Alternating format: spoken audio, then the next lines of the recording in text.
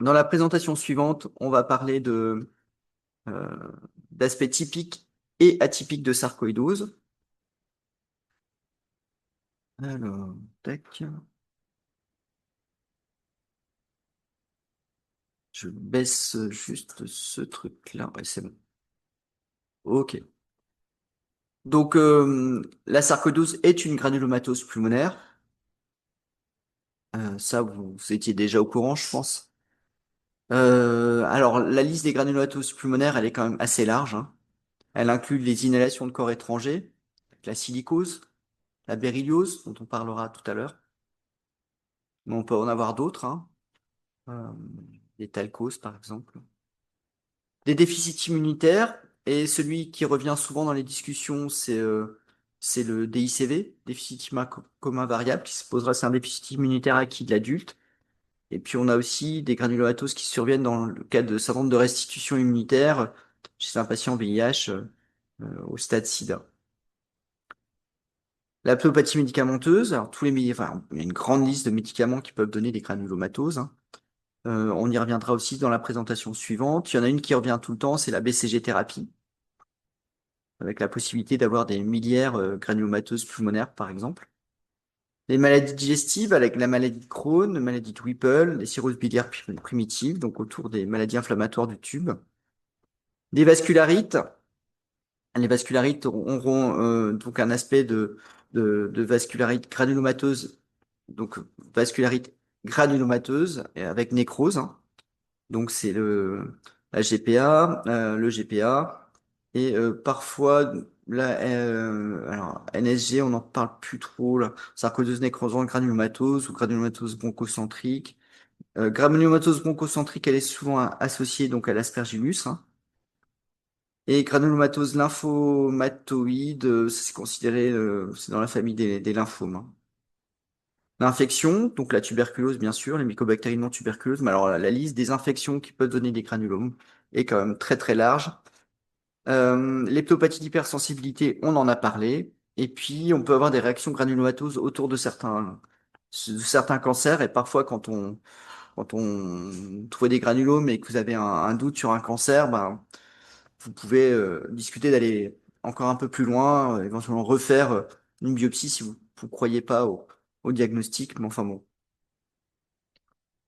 C'est quand même souvent au second plan. C'est peut-être un élément aussi de bonne réponse finalement des traitements. Donc dans le premier cas qui va nous intéresser, sarcoïdose et ses diagnostics différentiels, au scanner, on aura des nodules et des micronodules qui auront une distribution périlymphatique avec des lignes septales et des adénopathies.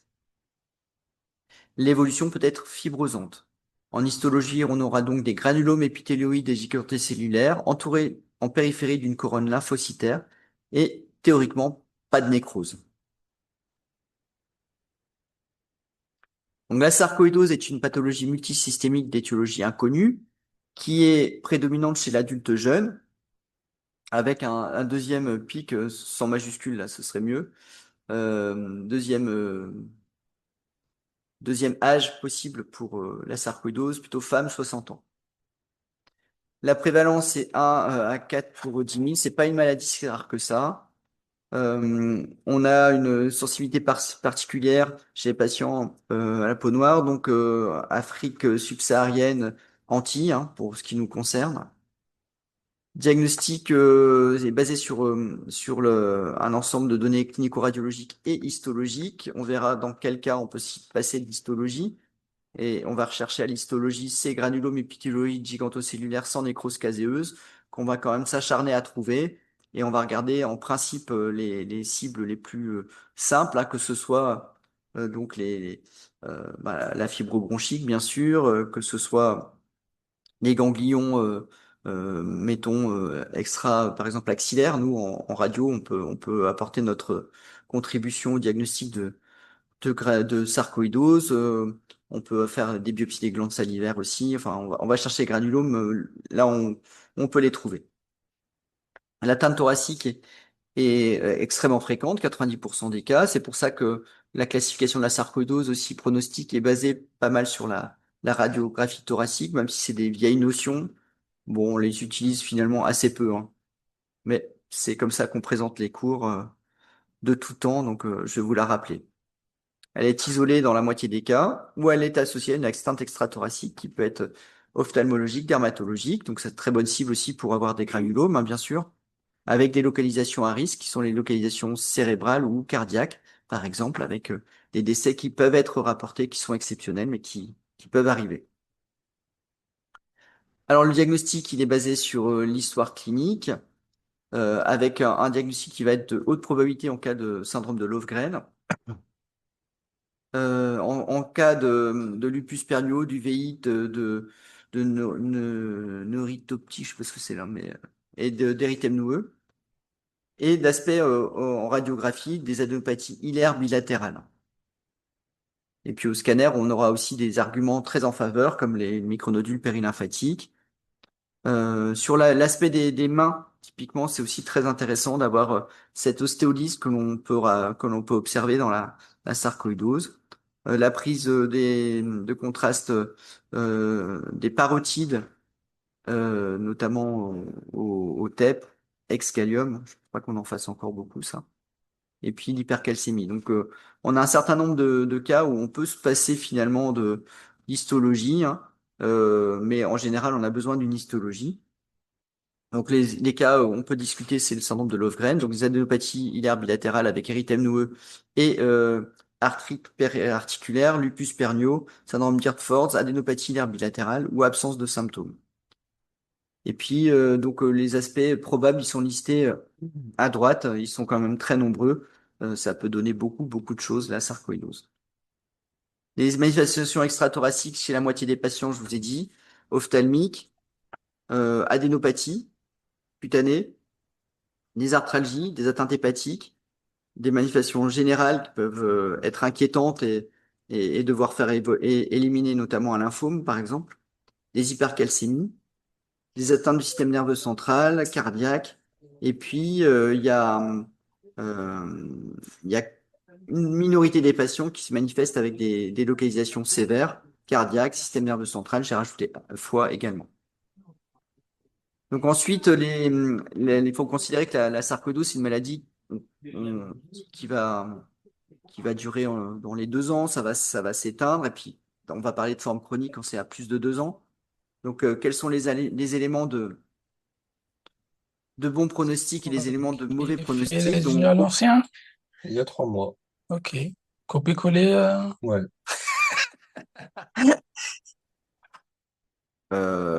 ok. Donc, des éléments de bons pronostics, ça va être l'âge, par exemple, les stades scanographiques de Scading, donc stade 1 et 2. Donc, c'est des stades où on a des adénopathies hilaires bilatérales. Stade 3, c'est qu'on n'a plus d'adénopathie hilaire bilatérale, j'y reviendrai. La lymphocytose élevée, l'augmentation du nombre de CD4 sur CD8.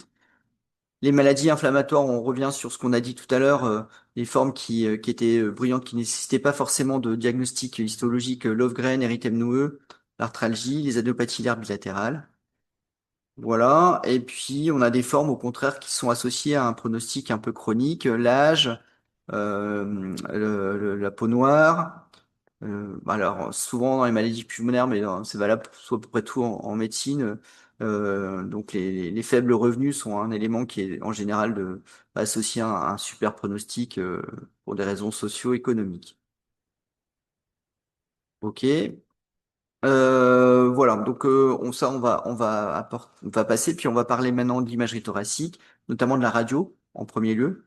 Donc, l'imagerie thoracique pour la détection, pour le diagnostic, pour le pronostic, pour la prise de décision thérapeutique, pour surveillance de l'évolution et le dépistage des complications, bref, à tous les stades de la prise en charge du patient. On va parler d'abord de la radiographie thoracique avec la classification qui est basée en 4 stades. Le stade 1, qui est le stade des adénopathies hilaires bilatérales, qui est un stade qui est initialement transitoire. Vous voyez l'aspect polycyclique des îles. Vous voyez l'artère pulmonaire ici, et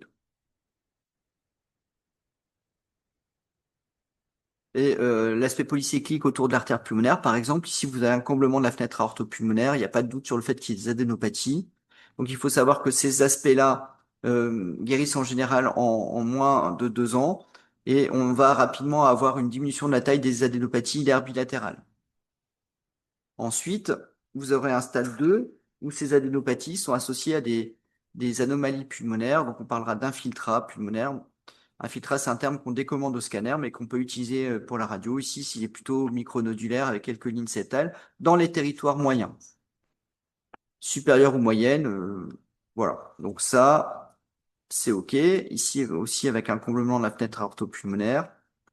Dans le stade 3, ben les adénopathies ont diminué de taille. Donc ça sous-entend que la maladie évolue quand même depuis un petit moment.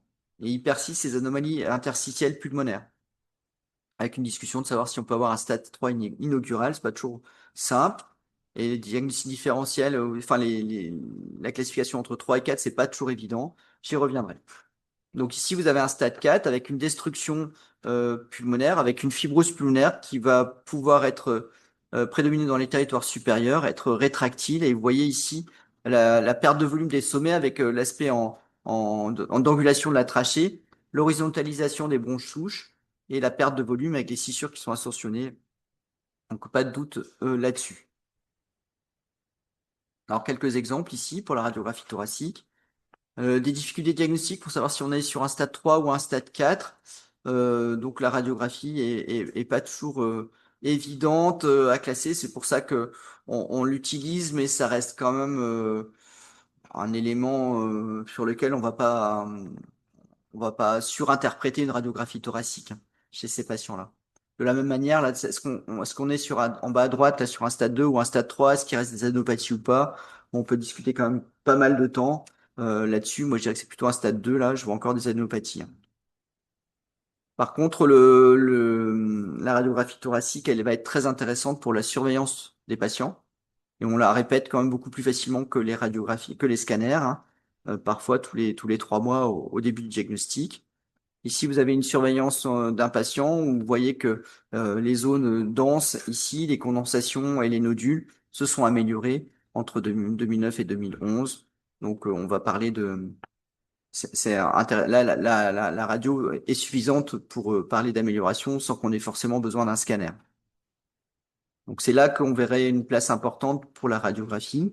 Ici, c'est aussi important pour le dépistage des complications. Donc là, vous voyez une destruction fibrokystique des sommets, qui est une forme possible de sarcoïdose retenue comme possibilité évolutive. Ah. Et donc là, vous détectez un aspergillome dans le territoire supérieur. Alors celle-là, pourquoi j'ai voulu la mettre? Il y a beaucoup d'adénopathie. Quelle est la complication qu'on peut craindre chez ce patient? Je vois pas bien ce que j'ai voulu dire là. Normalement, je pense qu'il devait y avoir une légende. Euh, Ok, on passe. En tout cas, il y a des anopathies hilaires, c'est sûr. Et même plus haut là. Diagnostic différentiel peut-être de lymphome alors? Je sais pas. Alors, les lésions prédominantes, donc c'est essentiellement des micronodules, des épaissements périboncovasculaires. On va les classer en 3 catégories, finalement, nos lésions. Celles qui sont potentiellement réversibles autour des granulomes, celles qui sont des lésions de fibrose, et puis celles de signification indéterminée. Par exemple, un verre dépoli qu'on voit dans une sarcoïdose, il peut être en rapport avec une atteinte micronodulaire très fine et être réversible, ou il peut être aussi observé en cas de fibrose pulmonaire. Donc, un verre dépoli dans la sarcoïdose s'interprétera toujours en fonction des autres signes que vous observerez, qu'elles soient granulomateuses ou fibreuses. Les lignes septales, c'est un peu la même chose, sachant que les lignes septales, on peut avoir l'idée aussi, en plus de savoir si ces lignes septales sont distordues. Est-ce qu'elles sont, est-ce qu'il y a une distorsion des lobules pulmonaires? Est-ce qu'elles sont de la même taille? Est-ce qu'elles sont d'une taille attendue? Donc ça, on peut aussi pousser un petit peu. Donc ligne septale, pris isolément comme ça, vous savez pas, ça s'interprète plus finement. Et puis les cavités, elles surviennent en général dans une maladie qui est très active. Il y a probablement dans un 50% des cas un rôle de l'aspergillus là-dedans, donc l'aspergillus il sera à chercher. Mais les cavités, en fait, on n'est pas capable de dire vraiment si elles vont pas évoluer pour leur propre compte. Donc c'est très compliqué de savoir si sur une cavité va continuer à grossir avec au maximum l'exemple que je vous montrais sur la radiographie thoracique, cette espèce d'image fibrokystique des sommets, ou si elle va complètement régresser. Donc ça va dépendre du contrôle de la maladie, de la survenue d'un aspergillus ou pas, Et puis après, il y a un effet clapet que vous maîtrisez pas sur l'atteinte des petites voies, des bronchioles. Donc, c'est pas toujours simple de savoir comment ça va évoluer une cavité dans le cas d'une sarcoïdose. Alors, lésion prédominante typique. Ici, les micronodules. Les micronodules ont une distribution périlymphatique. Périlymphatique, ça veut dire que le long des scissures, ici, vous voyez bien, et vous êtes le long des septa, et vous êtes capable de reconstituer un lobule pulmonaire. Donc ça, dès lors que vous avez ces aspects-là, vous êtes très confiant dans la possibilité que ça puisse être une sarcoïdose, d'autant plus que les micronodules sont de distribution moyenne dans les territoires moyens ou supérieurs. Dans les lésions prédominantes, vous pouvez avoir ces aspects d'épaississement péribroncovasculaire, ces aspects-là, associés à d'autres lésions, hein, des micronodules, etc., peuvent être associés à des syndromes obstructifs. Et c'est des syndromes obstructifs, ils peuvent être de bons pronostics, ils pourront être réversibles. Donc ça, c'est plutôt des lésions qui vont être réversibles. Ici, vous avez la problématique du verre dépoli. Donc un verre dépoli ici associé à des lésions de fibrose avec des bronchectasies de traction, une perte de volume, un bascule postérieur de la bronche souche, typiquement. Ici un nodule, ou alors ici un verre dépoli avec finement micronodulaire, donc avec des lésions actives. Pas toujours évident de savoir si le verre dépoli va être réversible ou resté. Ici des nodules. Alors les nodules, c'est des confluences de micronodules typiquement, avec ce qu'on considère ici comme un signe de la galaxie. Je ne sais pas si vous avez entendu. Donc un nodule avec une collerette de micronodules. Vous avez un autre micronodule, un autre nodule ici. Voilà, donc des nodules qui sont dispersés dans le poumon. Ici une forme alvéolaire avec des condensations. Donc les condensations, elles sont aussi, c'est des confluences de micronodules.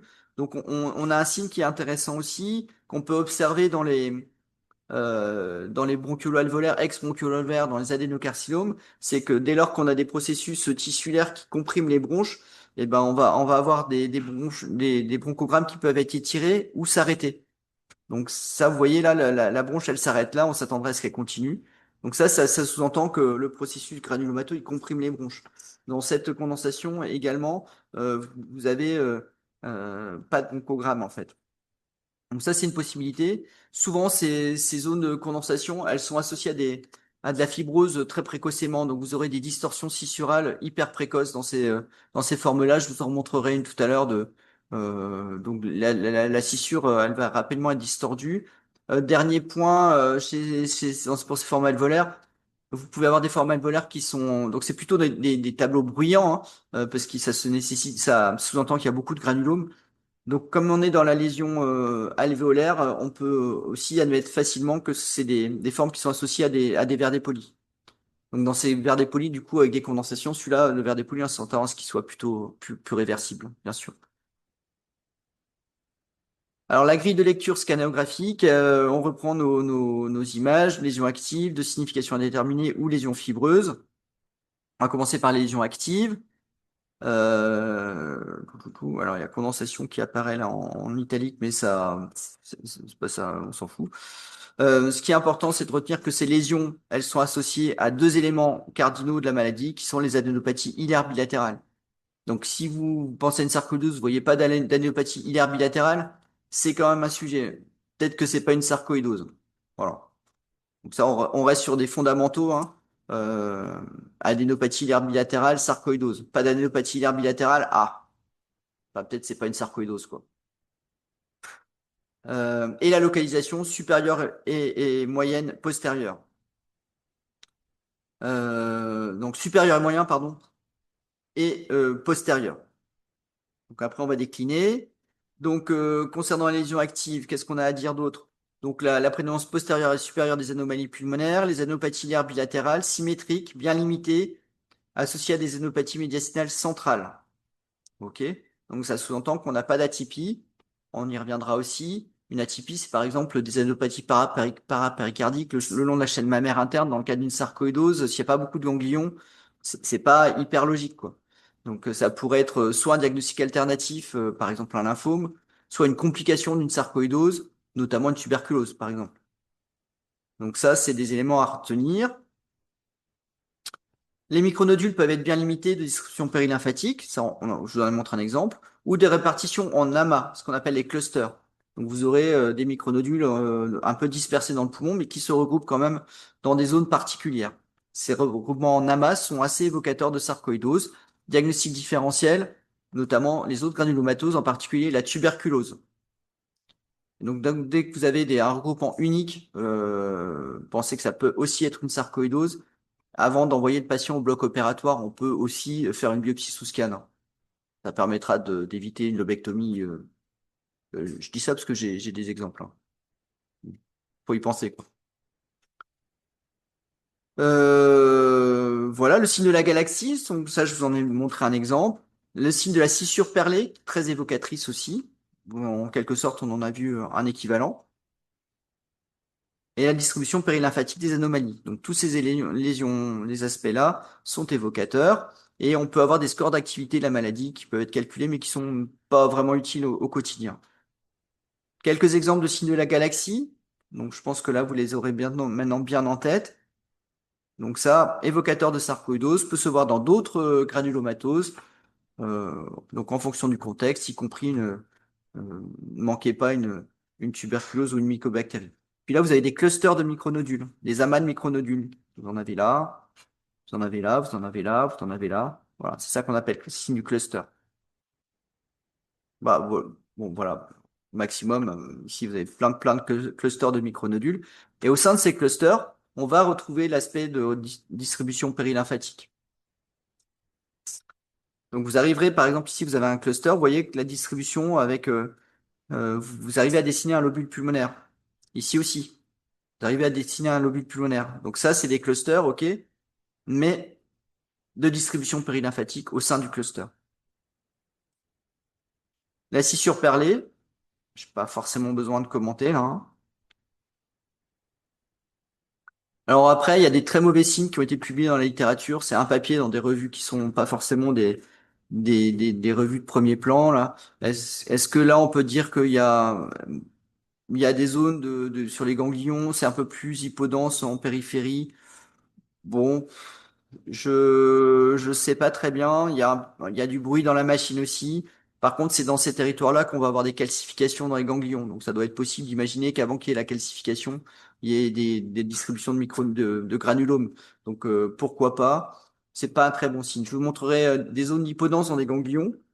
Donc, c'est possible dans la sarcoïdose, mais ça doit vous faire évoquer la possibilité d'une tuberculose associée quand même. Surtout s'il y a un comptage. Surtout si le patient vient d'Afrique subsaharienne, hein. Voilà. Alors ensuite, on a des aspects plus rares, les aspects de condensation alvéolaire. Donc, je vous en ai montré un exemple. C'est les formes très actives de la maladie. La prédominance supérieure dans ces cas-là est pas nette. Voilà. C'est une petite exception à la règle. On peut avoir du signe du halo inversé au sein des condensations. Bon, pourquoi pas. On peut avoir aussi cet aspect d'interruption du bronchogramme, hein. On a des formes cavitaires ou kystiques qui peuvent être des formes très actives. J'y reviendrai. Des formes en verre dépoli. Donc, dans ces cas-là, je vous ai dit, comme c'était ambigu, il faut regarder les autres signes. Les adénopathies bilatérales, les micronodules lymphatiques. On peut avoir des nodules isolés. Alors ça, c'est toujours un problème. Ça peut être une indication de biopsie. Ça va fixer au TEP. Souvent, c'est des ganglions sous-pleuraux quand même qui sont gros, quoi. C'est rarement au milieu du parenchyme, je pense. On en a un exemple. Alors, j'en ai pas non plus des dizaines de dossiers comme ça, hein. Donc, ça reste des exceptions. Pourquoi pas, quoi. Et puis, le conglomérat des îles, ça, on y reviendra. Voilà, on y revient tout de suite d'ailleurs, hein. Donc, c'est ces formes-là, avec ici, on voit les signes de fibrose, avec bascule postérieure, décondensation, et ces masses-là, des îles qui sont très hyper métaboliques. Donc, à l'intérieur de ces masses, je vous ai dit que c'était des significations intermédiaires ambiguës parce que vous avez certainement beaucoup de granulomes là-dedans, mais il y a aussi de la fibrose. Et en général, quand les granulomes disparaissent, bah, on va masquer des masses de fibrose en fait. Enfin, vont apparaître les masses de fibrose. Vous voyez initialement aussi qu'il y a déjà des signes de fibrose, comme dans les formes alvéolaires, tout à l'heure, je vous ai dit ça.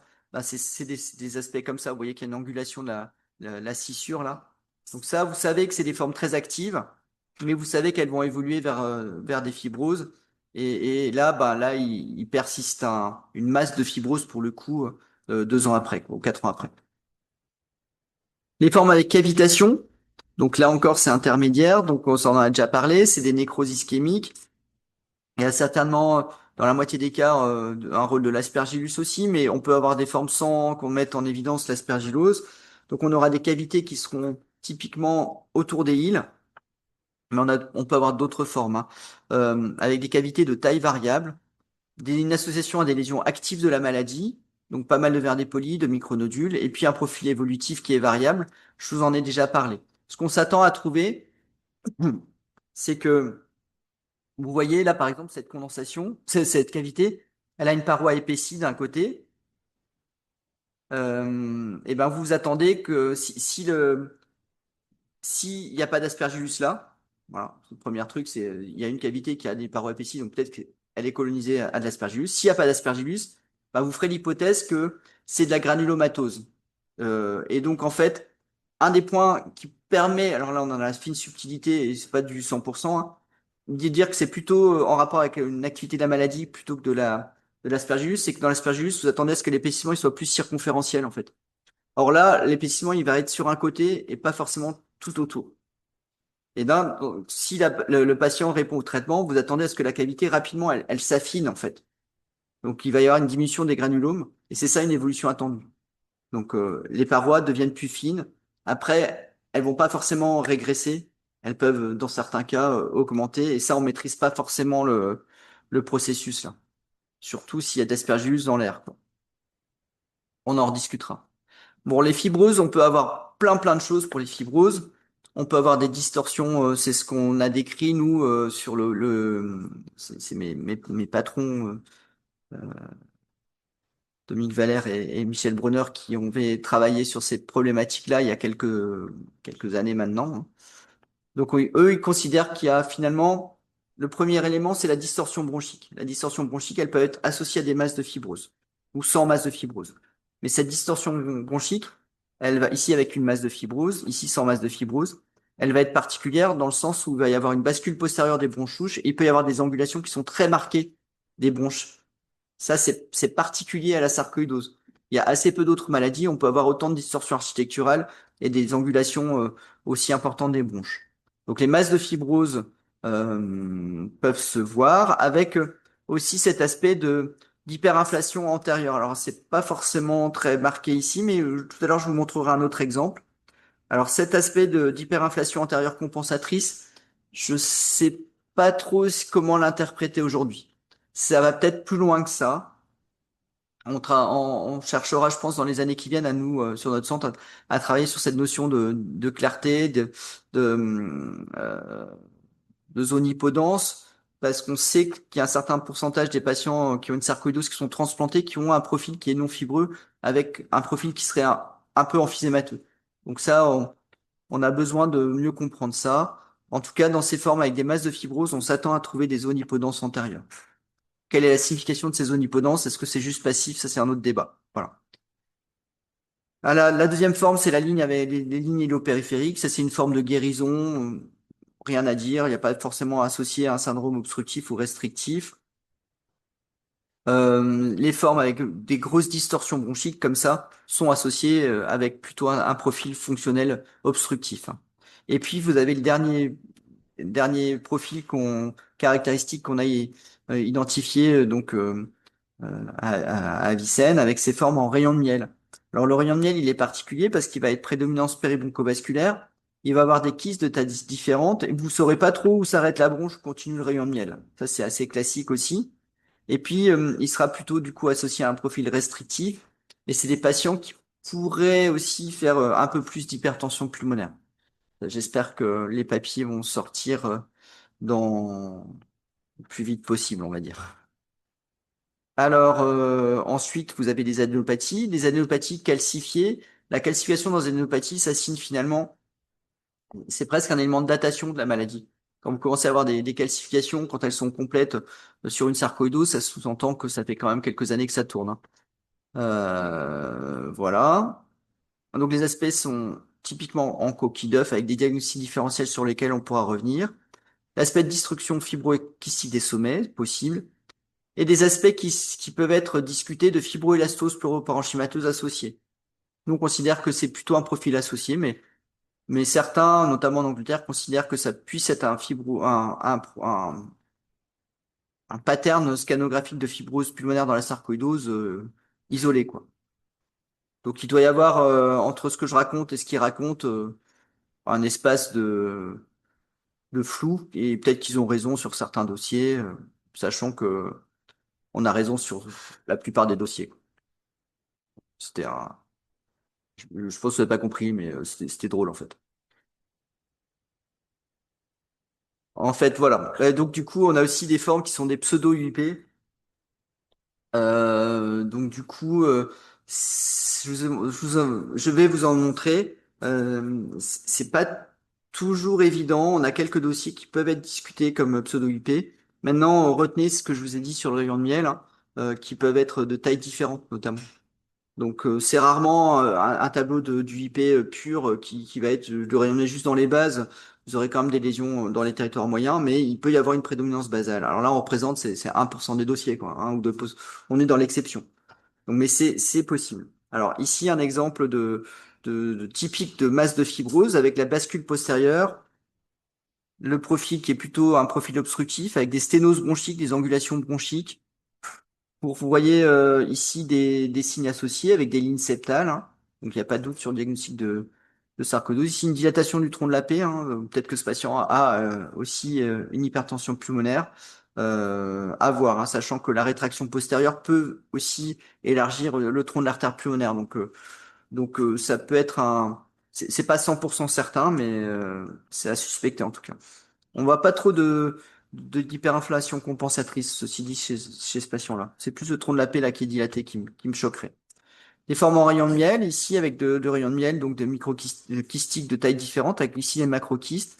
On s'attend dans ces formes en rayon de miel, on peut même avoir des confluences de rayons de miel.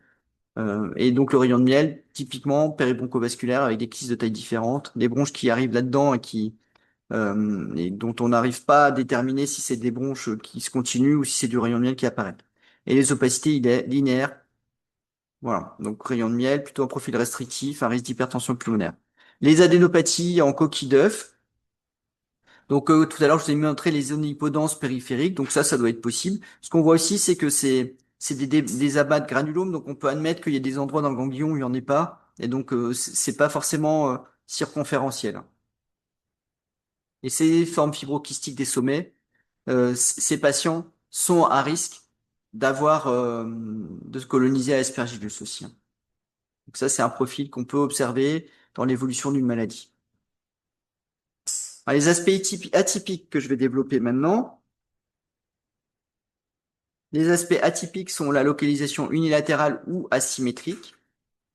Donc c'est plutôt à droite, on dit. Et la bilatéralisation, c'est la règle en quelques mois. Donc on est dans des trucs rares, mais j'essaie de donner des repères. Si c'est à gauche et que ça reste à gauche, et que ça se bilatéralise pas, pas toujours évident. Je peux vous montrer un exemple. Une compression bronchique avec atélectasie d'aval, c'est quand même pas la règle.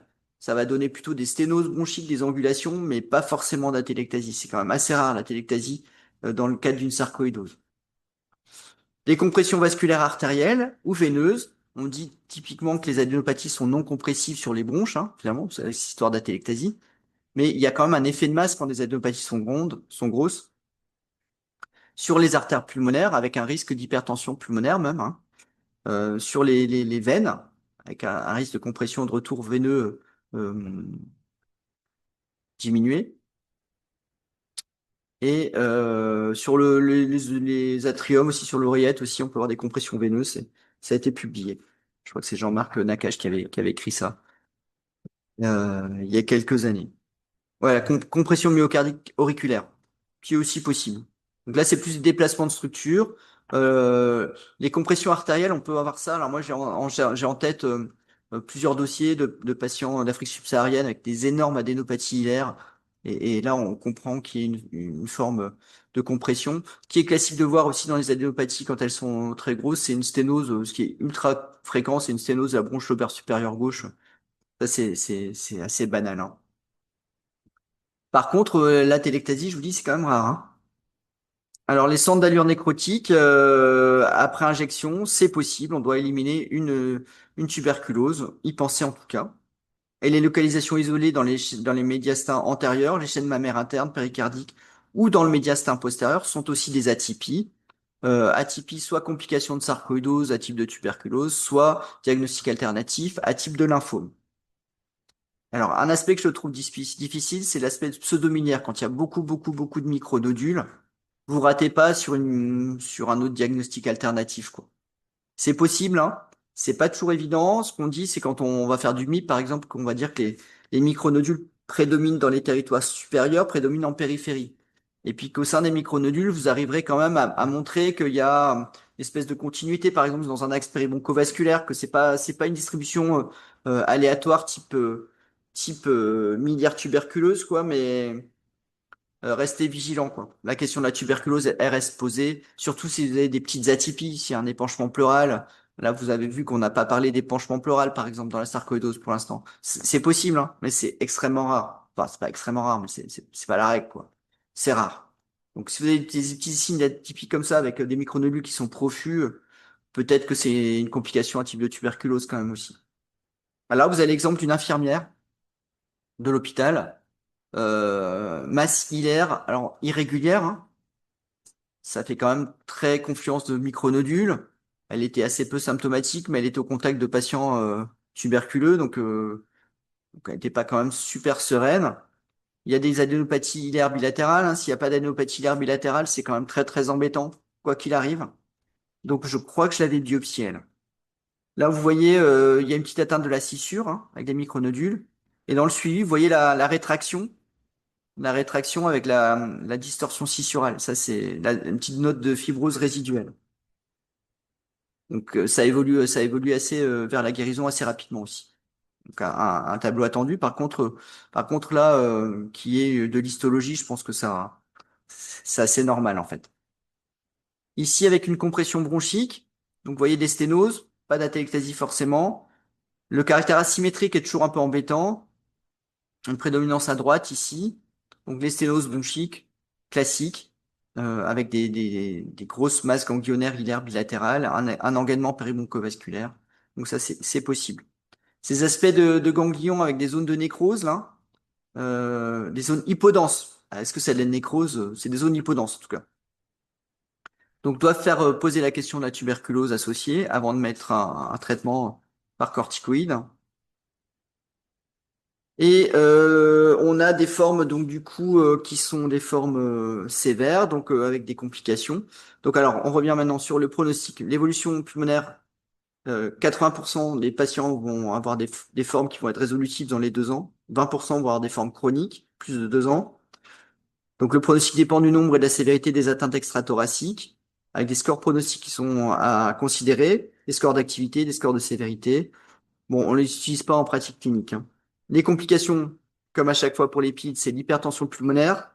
Donc ça, c'est une forme avec une hypertension pulmonaire par compression par des adénopathies euh, volumineuses. Mais on peut avoir, donc quand ça va guérir, on pourra avoir aussi de la fibrose et donc des compressions qui sont des équivalents de fibrose médiastinale, hein, qui seront plus compliquées à gérer.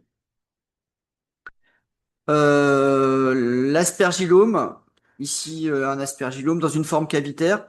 Et là, vous voyez une forme cavitaire typique à droite et puis colonisé aspergillus à gauche. Donc la forme typique, c'est des zones épaissies, des zones fines. Il n'y a pas de séquestre à l'intérieur, c'est multicloisonné. Et puis c'est région des îles, dans une sarcoïdose qui est possiblement active. Alors ça n'est pas forcément très active, mais... Et donc ça c'est normal en fait. Et quand il y a un aspergillus, en général, la cavité est plus épaisse et circonférentielle, ça se régularise aussi. Vous voyez là, les cloisons, là, il n'y a plus les cloisons. Puis là, la truffe aspergillaire, elle est évidente, hein. Alors, est-ce que ces patients étaient plus à risque de Covid-19? Ça fait beaucoup jaser, beaucoup parler. Bon, aucune idée. Et les troubles ventilateurs obstructifs sont également probablement des éléments de mauvais pronostic. Alors, concernant l'aspergillus, ce qu'on avait pu publier avec le professeur Usunan qui avait repris les dossiers d'Avicenne. Donc, on a des formes en rayon de miel, on peut avoir des aspergillus ici, peuvent être parfois multiples, avec plusieurs grelots. Donc ça, la forme d'aspergillome simple, c'est finalement le grand classique. L'autre forme, c'est les formes avec nécrose, hein. Donc ça, c'est une forme cavitaire avec probablement de la colonisation aspergillaire. Ici, des aspergillomes avec un aspergillome qui a l'air d'être plus complexe, qui avec plusieurs cavités qui contiennent de l'aspergillus. Donc celle-là, elle est plus complexe. Là, je sais pas trop, je me rappelle plus trop ce que c'était. Les formes fibrosantes avec destruction du parenchyme, là, ça reste quand même l'exception, hein. Donc c'est celle-là. Enfin, on n'est pas comparé au reste, c'est 17, 27. Puis là, on a quelques cas un peu tordus avec une destruction d'un côté. Donc ça peut arriver, quoi. Ok. Les trous ventilatoires obstructifs, donc souvent c'est multifactoriel. Donc ici, ça avec une compression péribroncovasculaire, donc on s'attend à ce que si la maladie est contrôlée, ben le syndrome obstructif va s'améliorer. Ici, c'est une forme plus complexe avec des zones de bronchiolite, avec des zones hypodenses. Aussi, là, il y a probablement une part de compression proximale, donc il y a un mélange des deux. Là, c'est pas évident que ce patient-là guérisse complètement. Et puis, au maximum, on reviendra après, ça peut être ce type de patient, ce type de profil de patient qui peut être de mauvais pronostic aussi et aller jusqu'à la greffe, hein. Ici, une forme avec des fibroses, donc les fibroses avec des sténoses bronchiques, vous les voyez ici. Donc la destruction, la bascule postérieure, beaucoup de distorsion architecturale, beaucoup de sténoses bronchiques. Vous voyez à certains endroits qu'il y a encore des micronodules qui ont une distribution périlymphatique, des nodules, et puis ces hypodensités antérieures dont je vous ai parlé. Euh, voilà. Alors, les diagnostics différentiels pour les 10 prochaines minutes. L'inhalation de corps étranger, le déficit immunitaire, l'homéopathie médicamenteuse dont on reparlera, maladie digestive. La berlioz, on espère aussi avoir des données, euh, publier des données dans l'année. Je pense que Stéphane Tranba pourrait vous en parler un peu mieux de moi parce qu'il a revu les dossiers de la lycéenne. Alors, c'est pas des dizaines de dossiers, hein. Enfin, c'est petit, si, c'est des dizaines de dossiers, mais c'est pas des centaines de dossiers, quoi. Ça reste quand même des maladies rares. C'est des patients qui sont souvent exposés dans le contexte d'exposition professionnelle avec des travaux de fonderie. C'est la fonderie qui revient en premier. On a des formes aiguës, des formes chroniques, et les formes chroniques, il faut savoir que c'est des formes, donc la fabrication des tuberies, donc c'est beaucoup de métiers, mais la fonderie qui revient à chaque fois.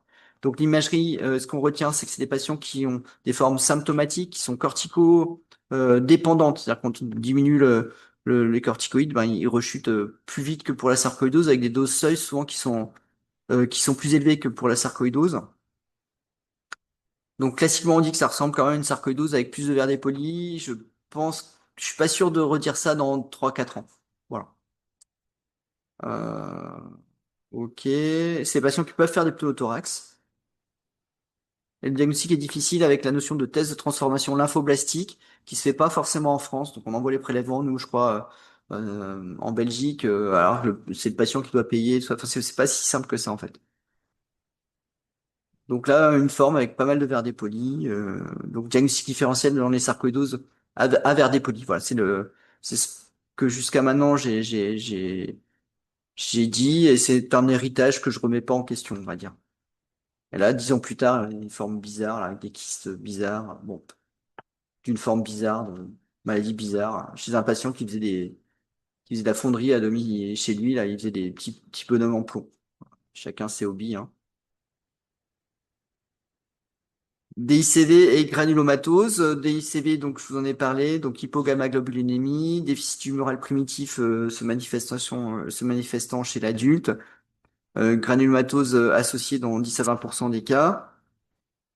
Tableau clinique qui peut être proche, qui est plutôt différent, je veux dire, d'une sarcoïdose avec ses problématiques d'infection à répétition, donc comme tout déficit immunitaire. Patients qui vont avoir des DDB, donc des infections et des TB qui sont liées aux infections, et une granulomatose qui va donner des images particulières au scanner. Et quand on dit granulomatose, on va regarder aussi la rate. Et la rate peut être élargie et on parlera de GLID, granulomatose, dans le cadre d'un DICM. Diagnostic différentiel et complications à type de lymphome. Et on se méfiera toujours d'un lymphome quand on a une condensation chez ces patients-là qui reste au cours du temps, hein, et qui bouge pas. Condensation qui persiste chez ces patients-là, attention au lymphome. Voilà, donc des aspects qui sont assez typiques chez ces patients, vous remarquerez que les nodules, et celui-là, il est particulièrement évocateur, il est péribroncovasculaire. Parce que le tissu lymphoïde, il est dans les bifurcations bronchiques. Et donc, quand on aura quelque chose qui est lié au tissu lymphoïde, on aura, que ce soit pour tous les lymphomes, ça marche, pour le VICB, ça marche aussi, ces nodules qui seront péribroncovasculaires.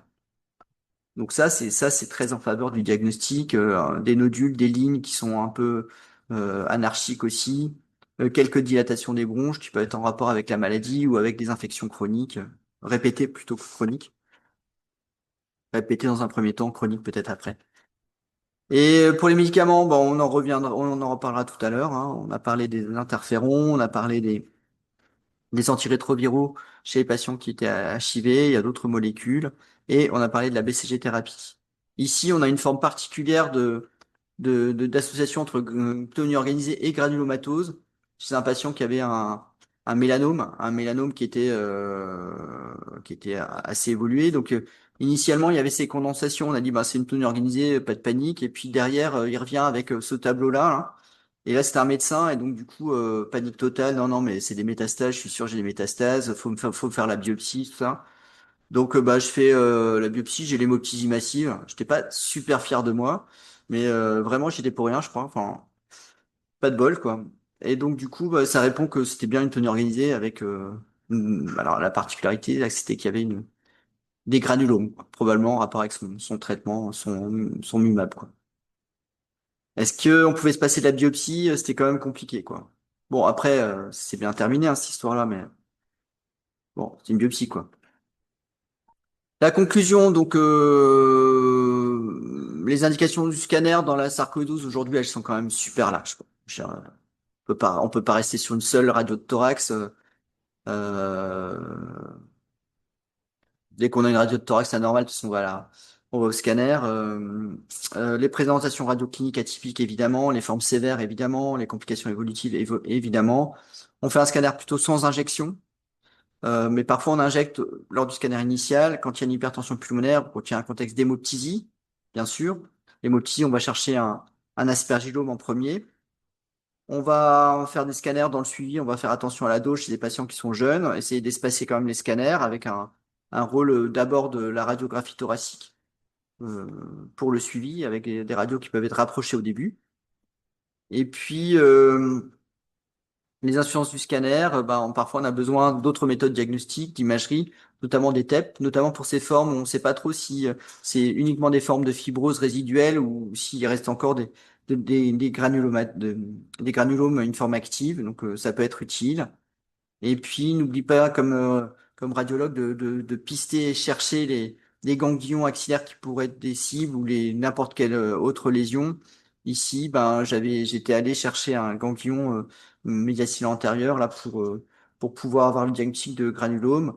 Ici aussi, j'avais pris du parenchyme avec une zone plus dense de verre dépoli pour mettre en évidence des granulomes. Donc, ça reste des dossiers exceptionnels. Ce qu'il faut savoir, en fait, si vous faites des biopsies, c'est que je vous ai dit que rapidement, il y avait de la fibrose dans ces lésions alvéolaires. Et en fait, quand vous rentrez dans ces zones-là, parfois, c'est des zones qui sont très élastiques. Et vous avez du mal à rentrer dedans, en fait. Et quand vous poussez votre aiguille, ça tire sur la plèvre et le patient, il se met à hurler, quoi. Et là, ben, vous savez pas trop ce qui se passe. Donc là, voilà, la première fois, ça surprend. La deuxième fois, vous prenez le patient. Attention, vous avez peut-être une sarcoïdose. Quand je vais rentrer dedans, ça peut piquer un peu, quoi. Voilà. Et donc après, après vous y allez plus franco parce que vous savez que ça peut arriver. Donc là, j'aurais tendance à pousser l'aiguille.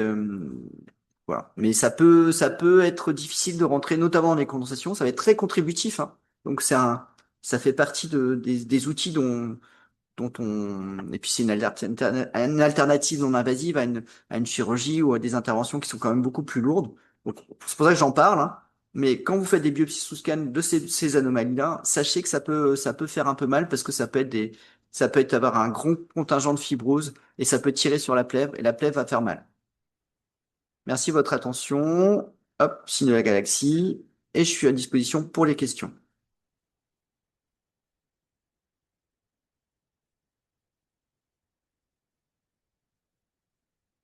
Est-ce que la sarcoïdose est un facteur de risque de lymphome?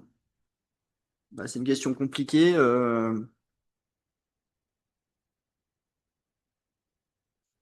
C'est un peu historique, alors c'est pas enfin ça reste quand même rare, quoi.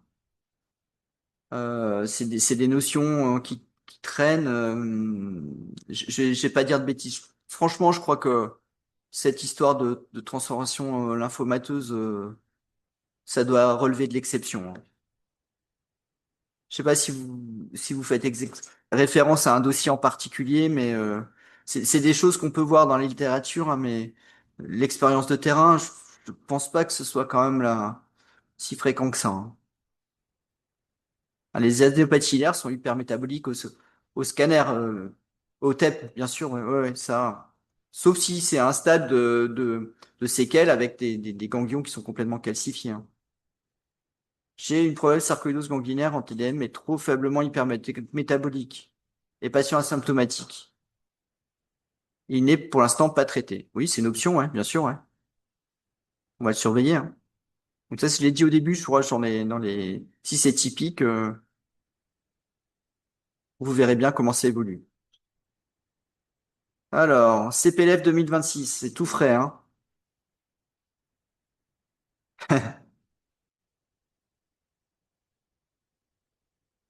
Alors, le CPLF 2026 à sarcoïdose envers des polis, je pense que j'ai trempé là-dedans. Alors, je sais pas s'il y en avait d'autres des présentations. En tout cas, si c'est celle de Raphaël Indré et qui venait de la série d'Avicenne. Donc, ce qu'il avait l'air de dire dans les... Effectivement, c'est ce que vous avez rapporté, hein, ça c'est disponible dans l'abstract. Mon impression personnelle, la question que j'ai posée, c'était celle de l'exposition environnementale de ces patients et peut-être de savoir s'ils n'avaient pas, par exemple, juste exposition à la silice aussi. Mais là, on tourne en boucle sur les problématiques ou les obsessions environnementales de l'hôpital et notamment de l'influence des travaux que mène Lucille Cessé aussi autour de la silice. Mais on va voir sur quoi ça retombe cette histoire de sarcoïdose envers des polis. Déjà, merci de me préciser si c'était bien cette communication orale avec Raphaël Indré en premier auteur ou d'une autre. Probablement, c'est des formes plus sévères, je crois. Alors, est-ce que l'aspect de scissure perlée est spécifique de la sarcoïdose? Bah, il n'y a rien de spécifique en médecine, mais celui-là, il est quand même bien évocateur, je dirais, hein. Alors, spécifique, on peut imaginer je sais pas moi, d'autres. Je crois que j'ai un dossier de mésothéliome avec quelques micronodules en fait, faut chercher dans la maladie métastatique, quoi. Donc ça doit être possible. Enfin, dans le contexte de scissure perlée avec d'autres lésions parenchymateuses, parce que la scissure perlée, elle sous-entend quand même qu'il y a des micronodules profus, quoi. Donc pris isolément comme ça, si c'est trois micronodules sur une scissure, bah là, et pas d'anopathie hilaire bilatérale, on en revient aux fondamentaux, hein. Pas de profusion des micronodules. Posez-vous la question quand même d'une atteinte tumorale, hein. Ça, comment? Ouais, c'est sensible. Ouais, vous mettez, enfin, spécifique, c'est un terme dur quand même, hein, en radio. Sarcoïdosilicose, pas toujours évident. Sur, sur les masses de fibrose, on dit que les masses de fibrose de sarcoïdose sont un petit peu plus loin des îles et que dans la silicose, c'est plutôt, ça part des ganglions qui sont, non, c'est l'inverse, pardon. La silicose étant une maladie qui est aérique, donc les masses de fibrose vont être dans le poumon d'abord. Alors que dans la sarcoïdose, c'est plutôt une maladie des ganglions, donc ça part des conglomérats des îles en premier.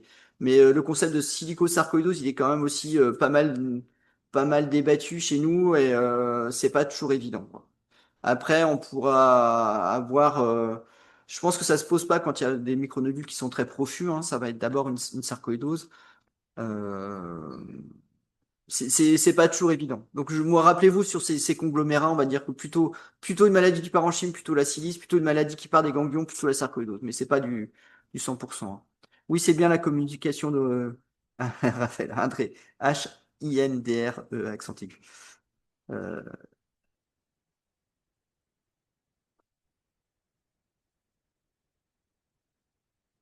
la question qui me posait, c'est la place du PET scanner. Il y a un intérêt pour certains examens, mais c'est pas la règle, hein. Nous, ce qu'on va voir, ça va être des problématiques de diagnostic différentiel autour des lymphomes, par exemple, hein. des tumeurs ou des choses comme ça. Et puis pour avoir l'activité résiduelle de la maladie dans les formes fibrosantes, ça peut avoir un intérêt. Ouais. Oui.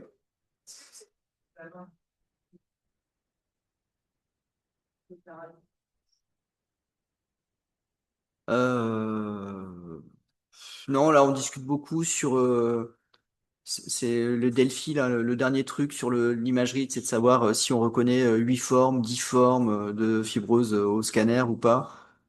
Et moi, je reste sur ce que j'ai appris et qui m'a été transmis, c'est qu'il y a 3 formes principales et puis on peut rajouter des trucs autour, quoi. Donc, la remise en question, elle est sur ce Delphi qui a fait beaucoup de bruit, là. Et après, on arrive sur 15 formes de sarcoïdose, 15 patterns, et personne n'est d'accord, quoi. Donc moi je rentre pas trop dans ces trucs-là et je reste sur les trucs en disant que on peut avoir ces aspects qui ont été décrits par mes patrons à Avicenne avec la forme des bronchiectasies, des bronchiectasies proximales, hein, donc la forme bronchique avec des distorsions bronchiques, avec ou sans masse, les formes de rayons de miel et les formes de guérison avec des lignes îlopériphériques. Et puis autour de ça, bah, on peut avoir un pattern secondaire, dont les fibroélastoses des sommets, dont ceci, dont cela. Mais le papier, si c'est à ça que vous faites référence, le papier Delphi, il est juste incompréhensible, quoi. Voilà. L'injection au cours du premier bilan sert principalement à étudier les ganglions et pour éliminer une HTAP. Alors, l'hypertension pulmonaire, c'est pas le radiologue qui va l'éliminer, hein. Puis, on n'a pas besoin d'un scanner injecté pour suggérer qu'il y a une dilatation du tronc, enfin, pour mesurer une dilatation du tronc de l'artère pulmonaire ou des artères inter, au niveau segmentaire. Par contre, si vous avez une hypertension pulmonaire, c'est plus pour en comprendre le mécanisme qu'on a besoin d'une injection, là. Donc l'injection, elle va être un temps, donc comme pour rechercher une EP. J'aime bien avoir un petit temps tardif dans ces cas-là aussi pour mieux comprendre un peu la prise de contraste des ganglions, savoir aussi. J'aime bien avoir 2 temps dans ce cas-là. Donc c'est pas pour éliminer une hypertension pulmonaire, c'est pour en comprendre le mécanisme. Et pour les ganglions, fréquemment, enfin, il peut nous être arrivé il peut nous arriver qu'on nous demande un TAP chez ces patients. Donc de toute façon, on va avoir une injection. On peut avoir des adénopathies sous-diaphragmatiques, hein, qui sont fréquentes même, qui sont dans les 77, bonne destination, garde-mot. Cool. Eh ben écoutez, je